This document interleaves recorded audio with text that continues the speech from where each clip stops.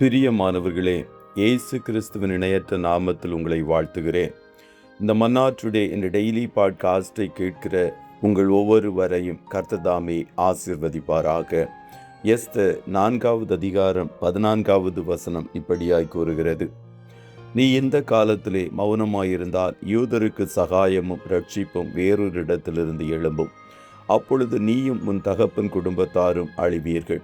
நீ இப்படிப்பட்ட காலத்திற்கு உதவியாயிருக்கும்படி உனக்கு ராஜமேன்மை கிடைத்திருக்கலாமே, யாருக்கு தெரியும் என்று சொன்னான் என்பதாக. ராஜமேன்மை, ராயல் பொசிஷன் என்ற தலைப்பின் கீழ் இன்றைய மன்னாவை தியானிக்கப் போகிறோம். எஸ்தர் என்னும் அத்சாள் ஒரு அனாதை பெண்ணாய் காணப்பட்டவள். பென்யமீன் கோத்திரத்தை சேர்ந்த மொர்தெகாய் அவளை வளர்த்து வந்தான்.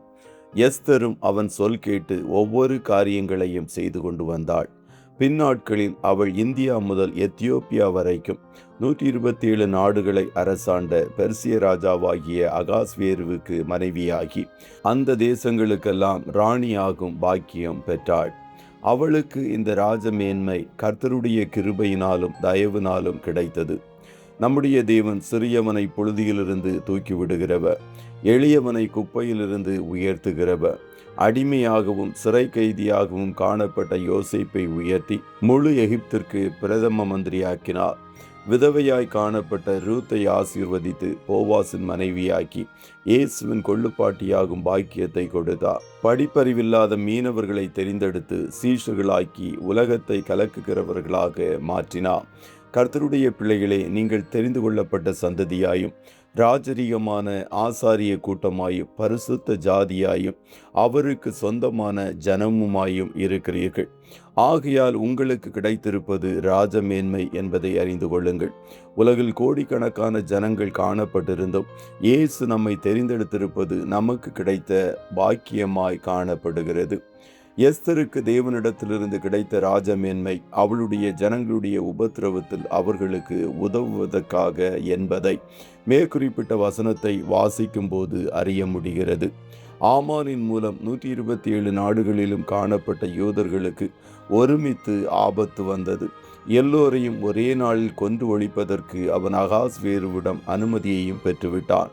இந்த செய்தியானது எஸ்தருக்கு அவள் வளர்ப்பு தகப்பனாகிய மொர்தெகாயின் மூலம் அறிவிக்கப்பட்டது. எஸ்தர் தெரிவு செய்வதற்கு அவளுக்கு முன்பாக 2 காரியங்கள் காணப்பட்டது. ஒன்று, மொர்தெகாயின் வார்த்தையின்படி ராஜாவிடம் தன் ஜனங்களுக்காக மன்றாடுவது. ஆனால் அதில் ஒரு ஆபத்தும் காணப்பட்டது. அழைக்கப்படாதபடி ராஜாவிடத்தில் போகிறவர்களுக்கு அது ராணியாய் காணப்பட்டாலும் மரணம் நிச்சயம். இன்னொன்று, தன் ஸ்தானத்தை காத்து கொண்டு மௌனமாய் இருப்பது. அப்படி காணப்பட்டாலும் பின்னாட்களில் இவள் யூத பெண் என்பது வெளிப்பட்டால் அழிவு அவளுக்கும் நிச்சயம். மொர்தெகாய்க்குள்ளாய் விசுவாசம் காணப்பட்டது. எஸ்தர் இந்த காலத்திலே மௌனமாயிருந்தால் யூதருக்கு சகாயமும் ரட்சிப்பும் வேறொரு இடத்திலிருந்து எழும்பும். ஆனால் உதவி செய்ய கிடைத்த ராஜமேன்மையை எஸ்தர் இழந்து விடுவாள் என்பதை அவளுக்கு அவன் அறிவித்தான். எஸ்தர் தன் யூத ஜனங்களுக்கு உதவி செய்து அவர்களை தப்புவித்து ராஜ மேன்மையை காத்து கொண்டாள். கர்த்தருடைய பிள்ளைகளே, தேவன் நம்மை ராஜாக்களாகவும் ஆசாரியர்களாகவும் அவருடைய பிள்ளைகளாகவும் அழைத்திருக்கிறார். அது நமக்கு கிடைத்த ராஜமேன்மை. ஆனால் அத்துடன் நமக்கு பொறுப்பும் உத்தரவாதமும் காணப்படுகிறது என்பதை அறிந்து கொள்ளுங்கள். நம்முடைய ஜனங்களுக்காக ஜெபிப்பதும் திறப்பிலே நிற்பதும் பரிந்து பேசுவதுமாகிய பொறுப்பு நமக்கு காணப்படுகிறது. நாட்களை வீணடித்து உத்தரவாதத்தை மறந்து மௌனமாய் காணப்படும் போது கர்த்தர் தன்னுடைய காரியங்களை யாரை கொண்டும் செய்வார். ஆனால் நமக்கு கிடைத்த ராஜமேன்மையை நாம் இழந்து விடுவோம் என்பதை அறிந்து கொள்ளுங்கள். ஆகையால் இந்நாட்களில் ஆத்துமாக்களுக்காக திறப்பிலே நின்று கர்த்தர் கிருபையாய் கொடுத்த ராஜமேன்மையை காத்து கொள்ளுங்கள். அப்போது நீங்கள் பாக்கியவான்களாய் இருப்பீர்கள். கர்த்தர் தாமே உங்கள் ஒவ்வொருவரையும் ஆசீர்வதிப்பாராக. ஜெபம் செய்வோமா. நல்ல தகப்பனே, உம்மை நன்றியோடு துதிக்கிறோம்.